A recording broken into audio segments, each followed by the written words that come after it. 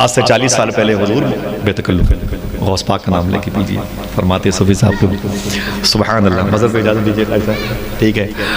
ایک شعر ہے کہ بات شروع کرتا ہے میں غوث پاک کی، بیٹھ گئے نا میرا تو بس چلے تو اب وہاں سے میں پولیس والوں کو بلا کے بٹھا دوں، اب کسی کو آنے مت دیجیے سوائے زین العابدین صاحب کے، کیونکہ جتنے لوگ جلسہ سننے والے ہیں وہ بیٹھ گئے ماشاءاللہ. تھوڑی سی قربانی دیں گے آج انشاءاللہ، بولے تھوڑی سی قربانی دیں گے.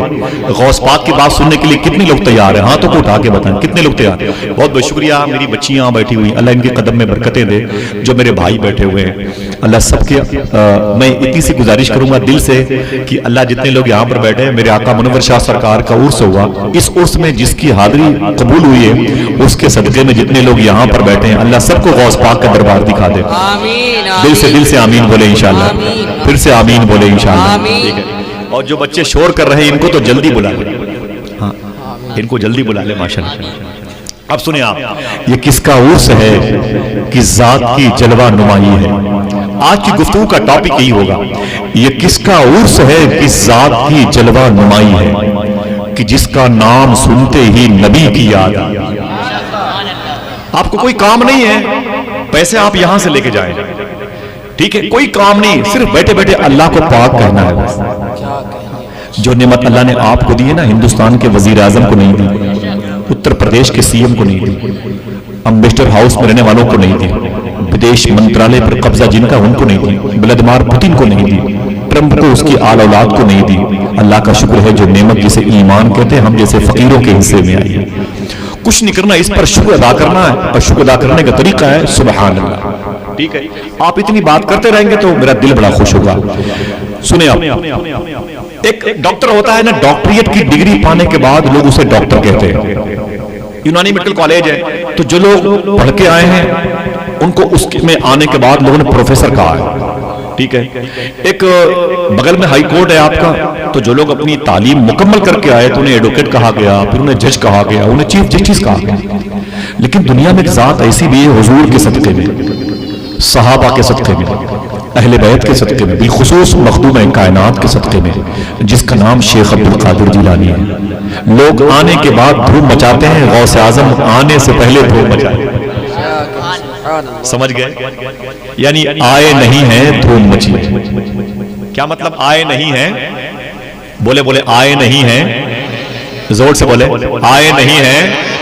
لوگ آنے کے بعد دھوم مچاتے ہیں، وہ کوئی سیاسی لیڈر بنتا ہے، کوئی قائد بنتا ہے، کوئی آئی ایس بنتا ہے، کوئی آئی پی ایس بنتا ہے، کوئی ڈی آئی جی بنتا ہے، اور کوئی کیا کیا بنتے ہیں. لیکن غوث پاک آئے نہیں ہیں، اونچی بولے آئے نہیں ہیں، دھوم مچی ہے.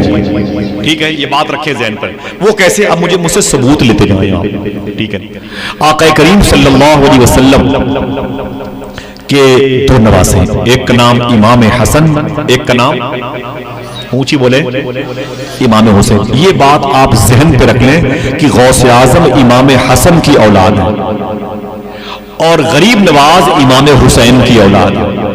کوئی پوچھے کہ امام حسن کی اولادوں میں سب سے بڑے بزرگ، تو کہیے گا سارے بزرگوں کے طفیل میں اللہ نے امام الاولیاء غوث پاک کو بنایا.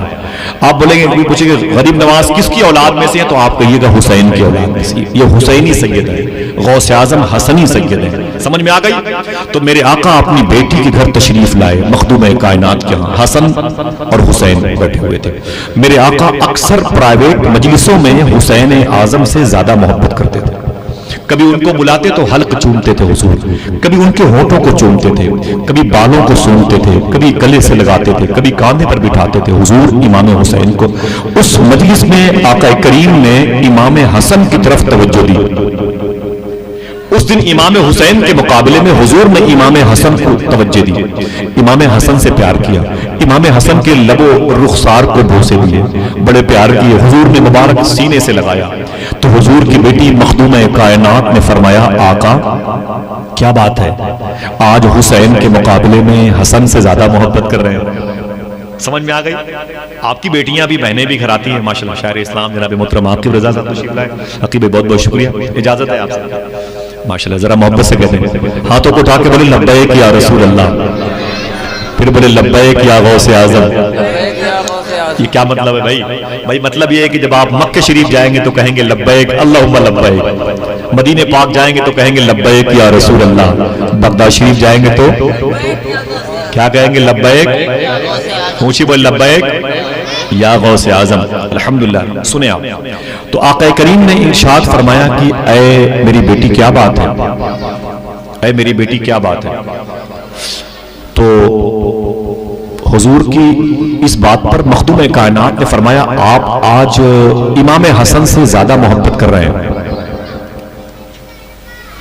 آج آپ امام حسن سے، مخدوم کائنات نے ارشاد فرمایا کہ آقا کیا بات ہے، آج آپ امام حسن سے زیادہ محبت کر رہے ہیں، امام حسین سے کم محبت کرتے ہیں، آج کر رہے ہیں۔ تو میرے آقا نے جملہ ارشاد فرمایا، میرے آقا ارشاد فرماتے ہیں کہ میری بیٹی فاطمہ، میں حسن کی پیشانی میں ایک نور دیکھ رہا ہوں، جب یہ نور پیدا ہوگا تو اس کی ذات سے میرا دین بہت پھلے پھولے گا، اسی نور کو دنیا عبد القادر جیلانی کہے گی۔ آئے نہیں ہے دھوم مچی ہے، زور سے بولے آئے نہیں ہے دھوم مچی ہے، اونچی بولے آئے نہیں ہے دھوم مچی ہے۔ بچوں کو بتاؤ قصہ کہانیاں سنا کے سلاتے، ہمیں شرم نہیں آتی، آپ سے کیوں کہیں ہاں؟ نیند نہیں آتی بچوں کو تو موبائل کے سہارے سلاتے، کبھی کبھی غوث پاک کی باتیں سنا کے سلاتے، کبھی کبھی حضور کی باتیں سنا کے سلاتے، ٹھیک ہے؟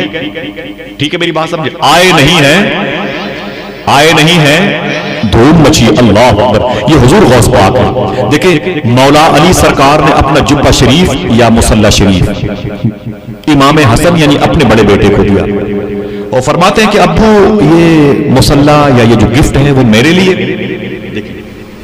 وہ میرے لیے۔ تو فرماتے ہیں مولا علی نہ نہ نہ نہ، یہ حسین کو دے دینا۔ تو کہتے ہیں کیا بھائی حسین کے لیے؟ تو وہ کہتے ہیں کہ نہیں، حسین سے کہنا اپنے بیٹے زین العابدین کو دے دیں۔ تو کہتے ہیں کہ کیا زین العابدین کے لیے؟ کہ نہیں، حسین ان سے کہنا کہ اپنے بیٹے باقر کو دے دے گا۔ تو کیا یہ باقر کے لیے؟ نہیں، باقر سے کہنا اپنے بیٹے جعفر صادق کو دے دے گا۔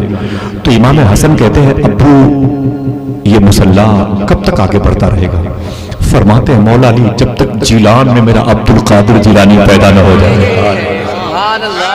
آئے نہیں ہے دھوم مچی، آئے نہیں ہے دھوم مچی ہے، یہ کس کا عرس ہے کہ ذات کی جلوہ نمائی ہے، کہ جس کا نام سنتے ہی نبی کی یاد آئی ہے۔